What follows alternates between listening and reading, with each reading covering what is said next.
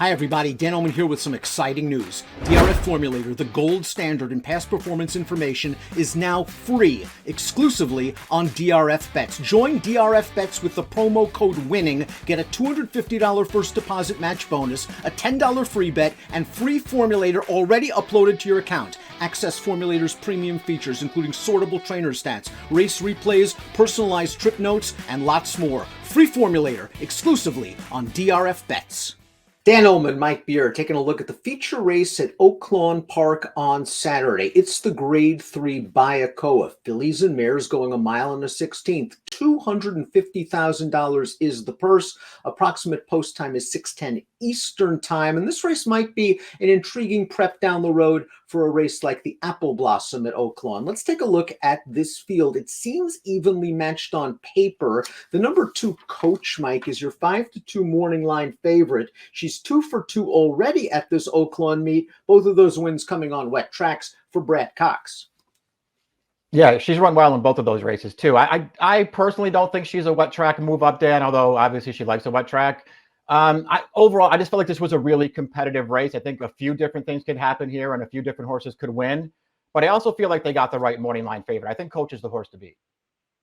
And one of the nice things about Coach is we take a look at the Timeform US pace projector is she is very tactical. She's won from on the lead. She's won from off the pace. And I agree with Timeform US that Coach will likely be sitting just off of it in this spot. Mariah's Princess has speed and figures to be hustled out of there from the inside. Miss Bigley might be more tactical than a Blazer. Matera also has a little bit of pace. Yeah, I won't argue too hard with this pace projector either. I think you're right, though, that is the nice thing about coaches. You can go forward with her if you want to, but you don't have to.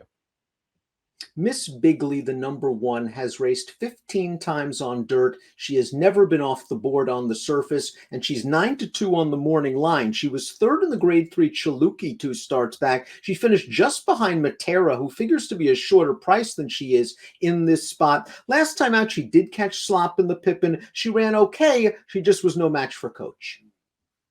Yeah, I agree with that. I mean, I thought she ran fine last time, made an early move. Coach actually made the early lead in there with no problem. And so Miss Bigley moved up to her inside in the backstretch and made a really early move to go challenge that horse. She was only second best at the end. I thought she ran fine. I also felt like she ran pretty well 2 starts back in a race that really fell apart late, and she made another early move into that race. Overall, I just think she's in really good form, and I think she could easily win this. Love the way how Brad Cox has handled Coach. He ran this horse in the Kentucky Oaks last year. It didn't work out. He gave her plenty of time to recover. She's rewarded the Connection's patience with 2 wins, including this victory over Miss Bigley in the Pippin last time out. This is the 1-turn mile with the short stretch. We see Coach on the outside. We see Miss Bigley fighting, and Coach just gets the better in the lane. The 3rd and 4th place finishers both came back to win. Yeah, you just see Coach, sort of pulling away at the end with a really nice finish. This is a good performance and a new lifetime career best figure for her. And we just saw the end of that race, though, Dan, where Miss Bigley was already getting tired, but they had already been racing for about 3 furlongs at that point. I mean, pretty good performance from both of them. More than anything else, I like the progression that Coach has made. Her 3-year-old campaign was over relatively early, and it seems like she's clearly come back better as a 4-year-old. Jilted Bride, the number 3, was a well-beaten 3rd, but earned a graded stakes placing in the Turn Back the Alarm 2 starts back. And last time out at Oaklawn, finished a solid 2nd to Coach. Not a great break that day, mid-moved, flattened out. It was a move in the right direction for Jilted Bride, who might just need to take a slight step forward from a buyer standpoint. She always seems to bring her A game to Oaklawn, however. Yeah, that's true. That's certainly something that you might want to consider. She likes this track and runs well here. I respect the fact that at least it felt like last year as a 4-year-old, she sort of improved a little bit, ran some good races, was just behind Miss Bigley in an allowance race here. I just don't really like her form since then. And I know that it's only 2 starts so far, or her last 2 starts anyway, where I don't know, she was in against Coach last time on a wet track and it didn't really have that much of a chance. I just don't really like her last 2 or 3 races, Dan. I feel like this was a tough spot for her.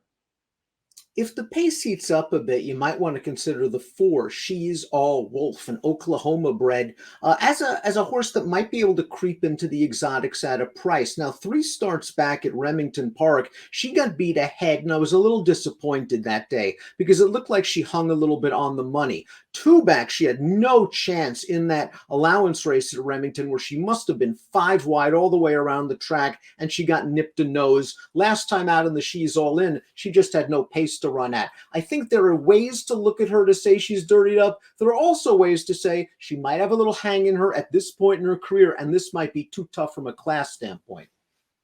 I really don't have anything to add to that analysis, Dan. I agree with everything that you just said about her, including your breakdown of her last 3 races. I just feel like this is a really, really tough spot for her. I mean, there's only 7 horses in here, but this is a good field. Queen Goddess is kind of the X factor in this field for trainer Michael McCarthy. She began her career on turf and she was forced to run on the dirt in this race, her most recent start. This is the Grade 1 American Oaks against fellow 3-year-old fillies. It was washed off of the turf, and Queen Goddess, going 1.25 miles, got out to the lead, was able to drop down some really nice fractions, and was able to hold clear in the stretch. It was a good performance. It might have been a trip-aided victory, but she seems to like the dirt and she's not exposed just yet. Yeah, that's true. I mean, if nothing else, she's a little bit of a wild card in here. Still lightly racing. It feels like she does have a good amount of talent, Dan. To me, I know she ran a 95 last time, and that's going to give her a real chance in here. I have to make her do it again against some better horses in this spot. 1.25 miles, she just galloped on the lead last time with no pressure. And outfinished a bunch of turf horses. I can't be sold on her just off that performance, but the figure says she fits. Pace has to be stronger this time around. I think she can do it from off it. She's done it from off it on turf in the past. Michael McCarthy, when they get sharp, they generally stay sharp. Dirt horses, last out winners, 27% to $3.14 return on investment. Let's talk a little bit about Matera, the number 6. This is sort of the other Brad Cox train runner in this race. And I've always had a thing for Matera. She was a multiple stakes winner. Cox found some great spots for her last summer. Indiana Grand, Ellis Park. I don't think her Locust Grove race was that bad. In too tough against the likes of She Dares the Devil. And she was kind of in behind horses very briefly in that race. Last time out in the Chaluki, she was taken back, rated off of the pace early, made a move, made the lead, and then got run down by Obligatory, who's just better than she is. Yeah, probably, especially when the pace is like that. That's what Obligatory really wants, is a fast pace to close into, and she got it in that Chaluki last time. This is the kind of horse, Matera, Dan, that I could personally go either way on. I don't necessarily love her races, and I feel like more than anything else, Brad Cox just managed her really well. I do think she ran, pretty well in that Locust Grove 2 back. I don't know that she had a huge excuse in there, but it did feel like maybe a step in the right direction. Overall, I just didn't like her enough to take 3-1 on her. And at the end of the day, I'm not so sure that she ran a better race than Miss Bigley did in the Chaluki last time. And Miss Bigley's going to be a better price in here.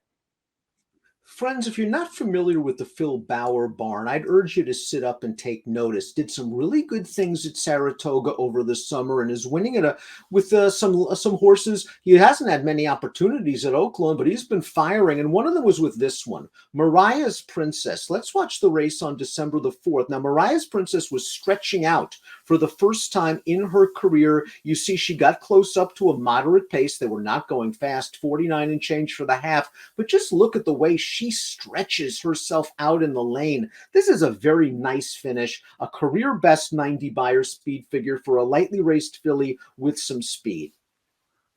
Yeah, I saw all those things too. I think she's an interesting player in here. Obviously, she's going to have to improve. This is a much tougher race than that race we just watched, the Mistletoe. But it feels like there's something there with her, Dan. She was a good 2-year-old, before she just basically never got a 3-year-old campaign started. I don't know what the issue was there, but she didn't really get to do much racing. Consecutive buyer top since they brought her back from the layoff. A nice win on the stretch out last time. She got tactical speed.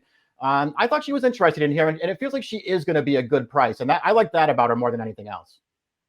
Listen, there may not be any Latruskas in this year's edition of the Bayakoa, but this is a very competitive race. Let's take a look at our top selections, and Mike's going to go for the sharp horse at a potential price, the 7 Mariah's Princess, who does have that tactical speed and seems to like Oaklawn. Matera, I've always been a fan of hers. I kind of wonder how good she is, but I do like some of her races against tougher competition. It's a fun race. Coach is going to be tough. 7215 for Mike, 6572 for me in the Bayakoa on Saturday at Oaklawn. Good luck.